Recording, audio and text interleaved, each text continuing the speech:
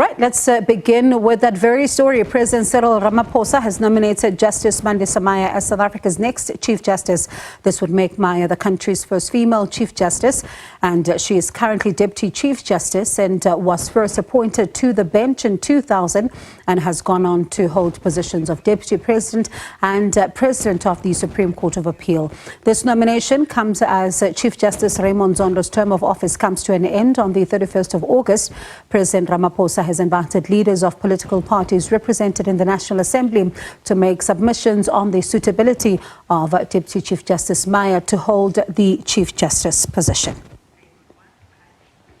Let's discuss this further now. We're joined by Judges Matter Research and Advocacy Officer Zikhona Ndlebe. Zikhona, thank you so much for your time this afternoon. I wonder what is your reaction then to this development, considering the fact that the Judicial Service Commission, she was the first choice when it conducted interviews for the position of Chief Justice in 2022.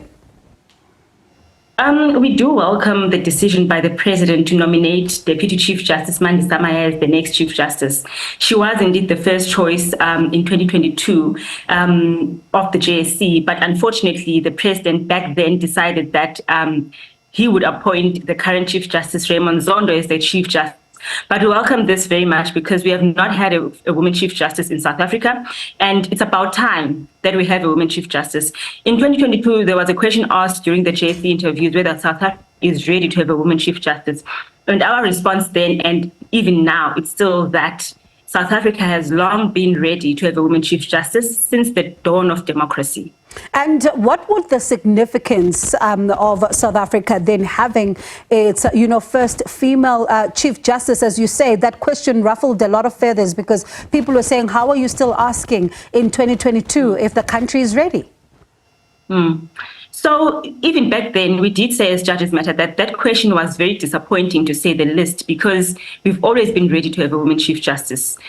So if we now have a woman Chief Justice, when Deputy Chief Justice Mandisa Maya is appointed as the Chief Justice, it will send a very strong message when it comes to transformation of our courts, transformation of our institutions as well. It will also send a strong message to the young African women who are still growing up, still looking into different careers, to say that it's possible. It's possible to break the glass ceiling, just like the Deputy Chief Justice Mandisa Maya has done.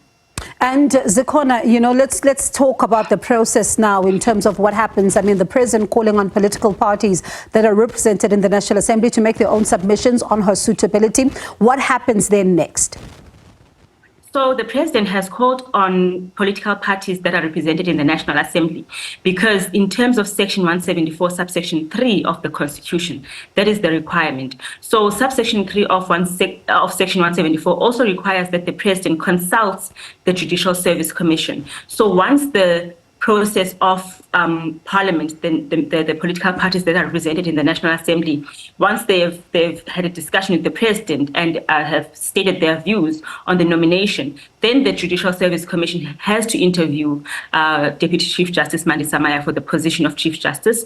Once that interview has been completed, the JSC has to provide feedback to the President on basically what its views are, the suitability of the candidate. But as we've seen in the past, besides 2022 when there were 4 candidates, but prior to that, when there's always been one candidate who's interviewed and nominated by the President, we've seen that the President adopts the suggestion or the views of the JSC, and basically the nominated candidate by the President is eventually appointed as the Chief Justice. So I think we can expect the same to happen this time around as well.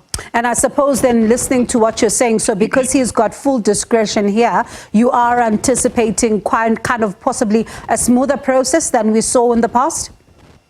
Yes, we're definitely anticipating a smoother process, and which is that the DCJ is going to be appointed as the Chief Justice.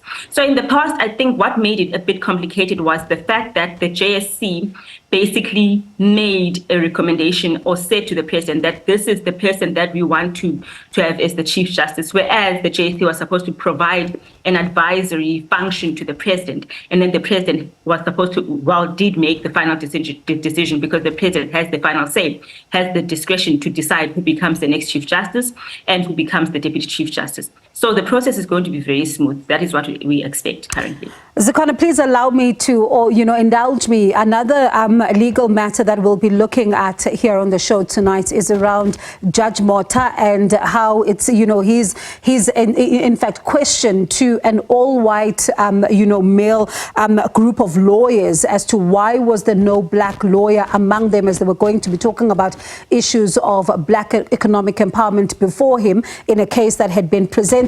A number of people have, have mixed views on his questioning of this decision to have an all-white male group of lawyers. Some are saying it's judicial overreach. He should have not gone that route. But others are saying it's an important conversation that continues around issues of transformation in the judiciary. I wonder, what is your take then?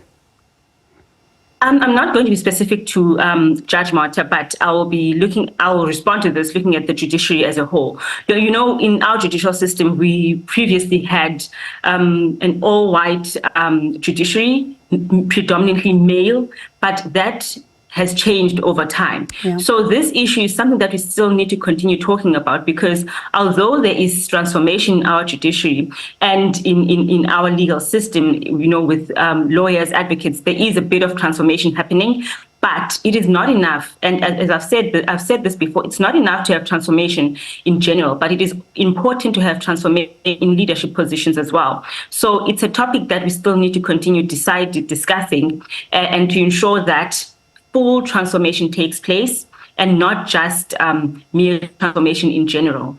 And definitely, as you say, that, transformation also has to take a certain kind of shape and a look, and we'll continue, throughout the show to look deeper into some of these issues that you've raised with us as well. Thank you so much, Zikhona. Do appreciate your time. That was Judges Matter Research and Advocacy Officer Zikhona Ndlebe.